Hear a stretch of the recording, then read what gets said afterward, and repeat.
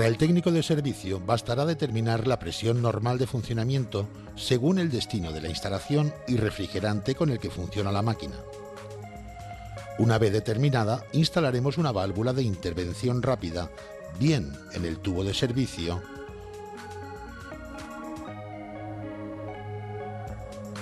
o en el tubo de aspiración del compresor, en este caso teniendo la precaución de instalarla en el tubo de cobre y lo más lejos posible de la unión entre el cobre y el aluminio, ya que después tendremos que tapar el agujero con soldadura. Nos podremos encontrar presión más baja de lo normal o presión más alta de lo normal. Con la presión más alta de lo normal, en este tipo de instalación, el único componente que la puede originar es el compresor.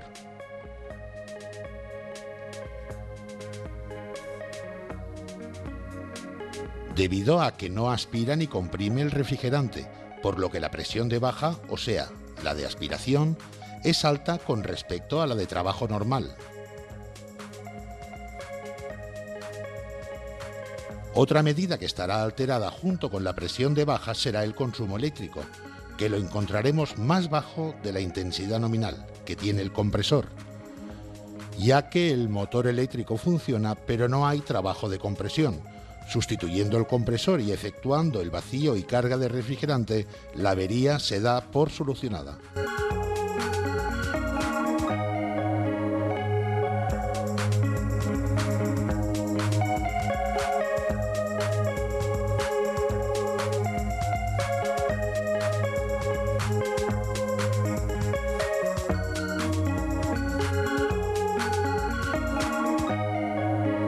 Con la presión detectada más baja de lo normal, pasaremos a parar la instalación de la red y pueden darse tres situaciones: que el manómetro de baja recupere presión, que no recupere presión o que recupere presión pasados unos minutos.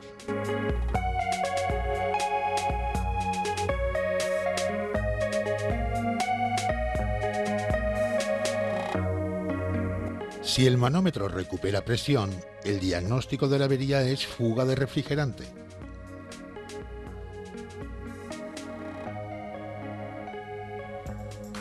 Procederemos a recargar la instalación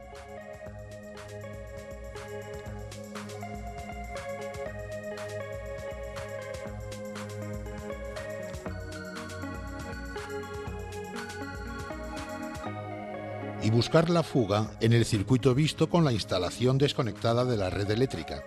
Pueden suceder dos situaciones: que se encuentre la fuga, en tal caso procederemos a repararla, y que no se encuentre la fuga, en tal caso habrá que presurizar por zonas la instalación, y de esta forma encontraremos la fuga. Prestar atención en el circuito perimétrico, puesto que alberga el mayor porcentaje de fugas. En tal caso, lo someteremos a presión y controlaremos que la mantenga.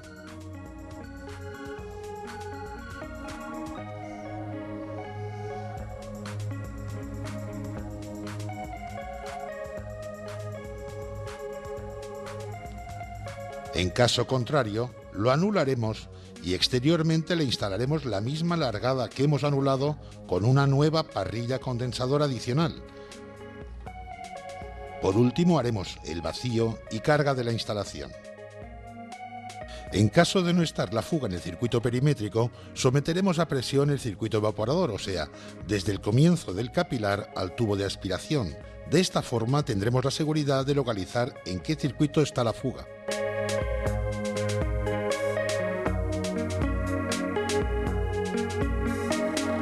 Si el manómetro no recupera presión, habrá que sospechar de un tapón total de suciedad a la salida del filtro secador.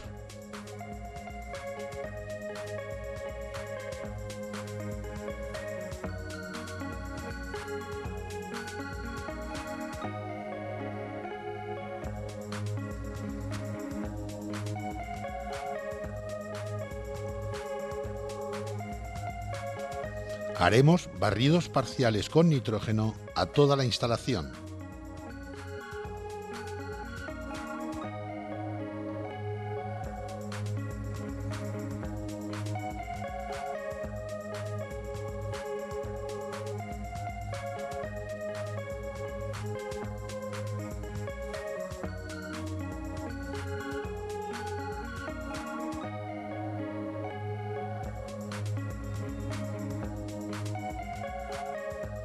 Cambiaremos el filtro deshidratador y por último haremos el vacío y carga de refrigerante definitiva.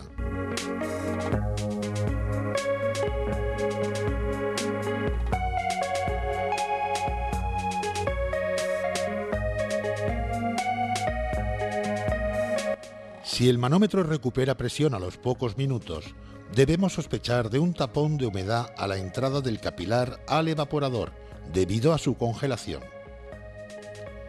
por lo que pasaremos a cortar el filtro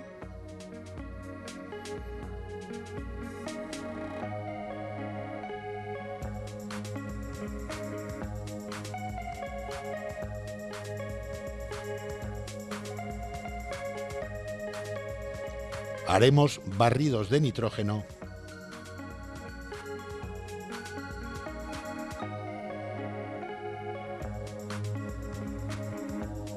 sobredimensionaremos el filtro secador. También instalaremos un filtro secador en la aspiración del compresor y haremos el vacío a la instalación, a ser posible calentando la instalación con el fin de ayudar a la evaporación de la humedad.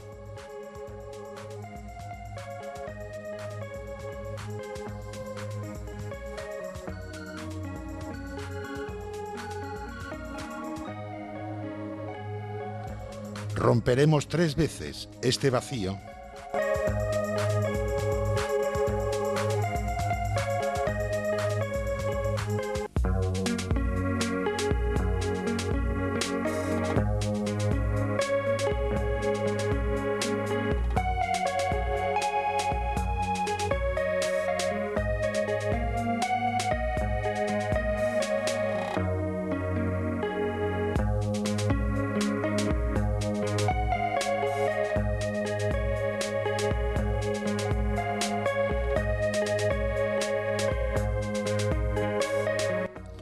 Por último, haremos el vacío y carga de refrigerante definitiva.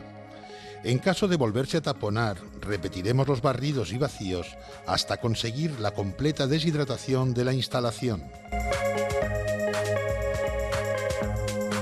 Es aconsejable en este caso sustituir el aceite del motor, debido a que puede contener parte de la humedad.